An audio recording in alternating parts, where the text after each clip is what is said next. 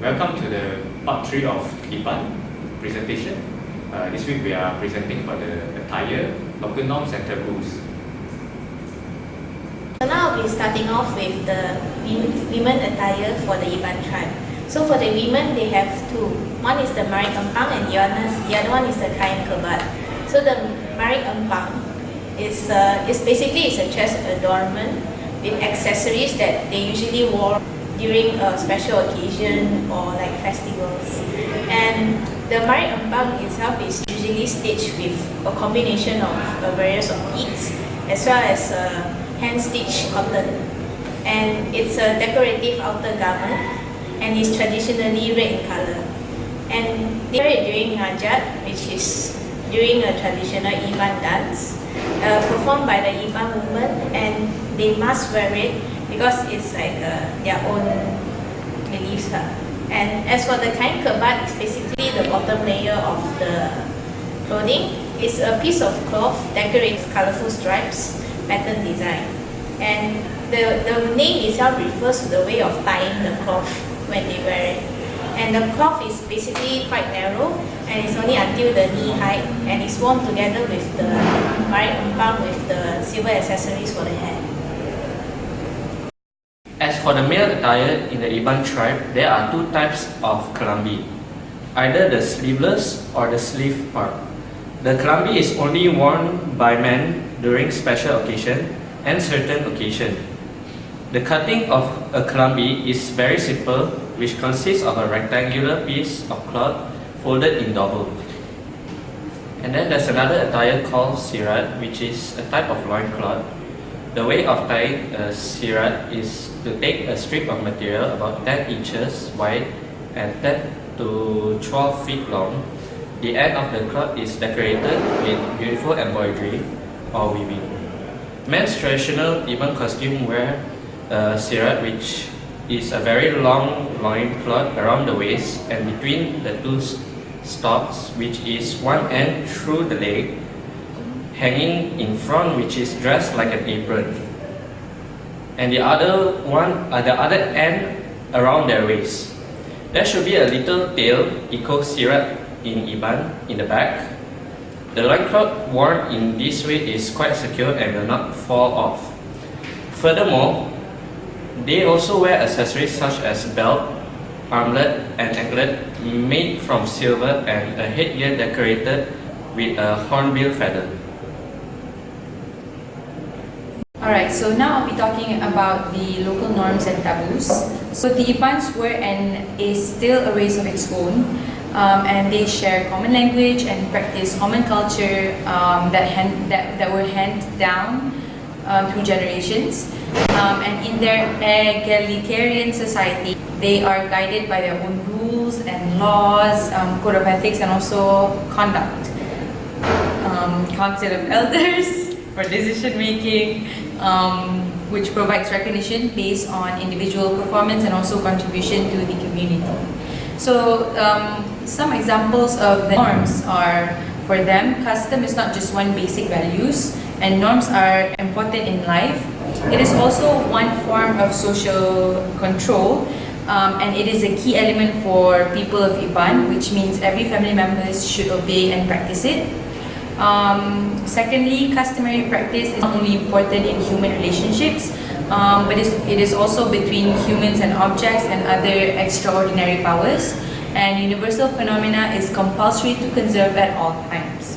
Third one, people of Iban that live together in a longhouse requires custom and rules in controlling behaviors, speech, decision, and also relationships that have been associated with the people that are living in the longhouse to maintain well-being, harmony, and peace.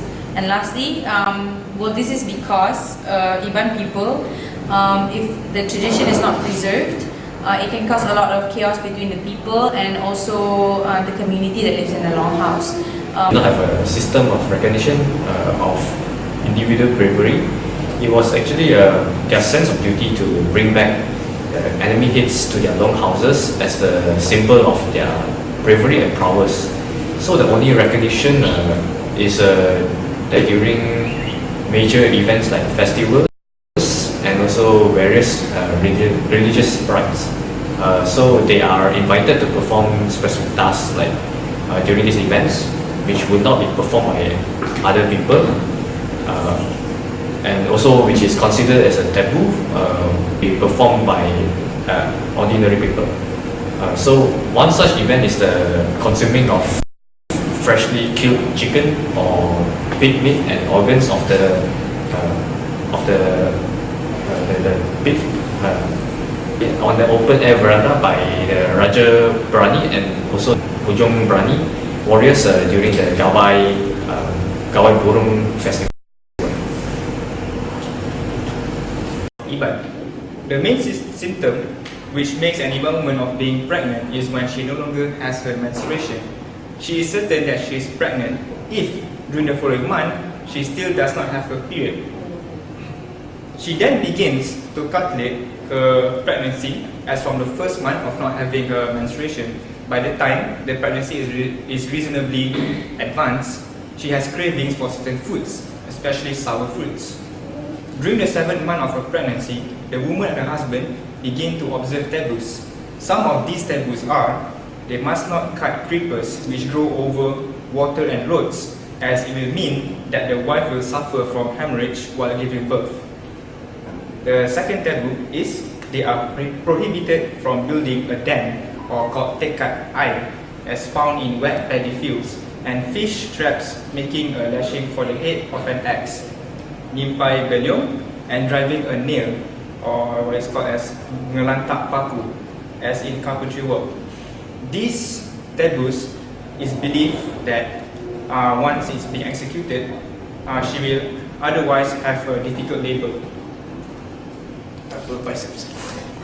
As a continuation from the taboos, these are all mostly family related, in particular to husband, wife, and mostly child. Firstly, the wife in one of the taboos is forbidden to pour or rub oils on her palms. Doing so could mean that her child will be born with ear infections. Secondly, with regards to both husband and wife, they are both forbidden from wedging a knife handle. Otherwise, their child will be born deaf. It's strange. Okay, thirdly, they are not allowed to break this at all because it will mean that their child will go blind. Fourth, they must not plant any banana trees, otherwise their child will be born with an abnormally huge head. Second last would be that they are forbidden to slaughter animals or birds, as it can lead to birth defects and deformities in their child. Last but not least, they must not pile up or stack up coconut shells, as it will mean that their child will be born hairless. So next week will be the final part of our series. So we'll be presenting about the education, society structure, and also the economy of the Iban.